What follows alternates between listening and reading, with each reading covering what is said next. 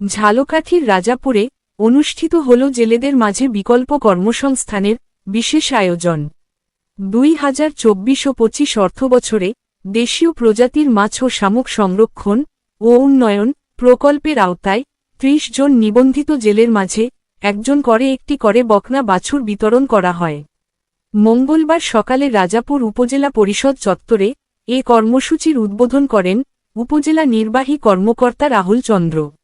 অনুষ্ঠানে আরও উপস্থিত ছিলেন উপজেলা প্রাণিসম্পদ কর্মকর্তা মোহাম্মদ আবদুল্লাহ এবং সিনিয়র উপজেলা মৎস্য কর্মকর্তা গৌতম মণ্ডল। জেলেরা জানান, এ ধরনের সহযোগিতা তাদের জীবনে নতুন দিক উন্মোচন করবে। তারা বিকল্প পেশার সুযোগ পেয়ে আনন্দিত। এই উদ্যোগ শুধু জেলেদের জীবনমান উন্নয়নে নয়, বরং টেকসই উন্নয়ন লক্ষ্যের দিকে এক ধাপ এগিয়ে যাওয়ার প্রতিফলন। সবাই জানেন যে এখন রাজাপুর উপজেলা সহ তথা সারা বাংলাদেশে একটা গরুর একটা রোগ চলতেছে, সেটা হচ্ছে লাম্পি স্কিন ডিজিজ, বা আপনারা যেটাকে পক্স বলে। গরুর গায়ে পক্স হয়ে পুরো শরীর পক্সে পড়ে যাচ্ছে, জ্বর হচ্ছে, খাচ্ছে না।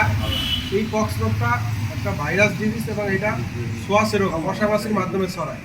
আপনারা এই বাছুরটা পাওয়ার পরে এখন এটা জার্নিতে অনেক স্ট্রেসের মধ্যে আছে। নেওয়ার পরেই যদি বাড়িতে আখের গুড় থাকে না, যেটা আমাদের জন্য সম্পদ, যেটা আমাদের জন্য সামনে লক্ষাধিক টাকা নিয়ে আসবে, ওই জিনিসটা একটু যত্ন নিতে হবে না। সরকার ফ্রিতে দিয়েছে বলে আপনাকে ফ্রি মনে করলে হবে না, ওইটা আপনার কাছে ফ্রি হতে পারে, কিন্তু বাকি লোকজনের অর্থ ফল ধান কিন্তু এই গরুর ভিতরে আছে।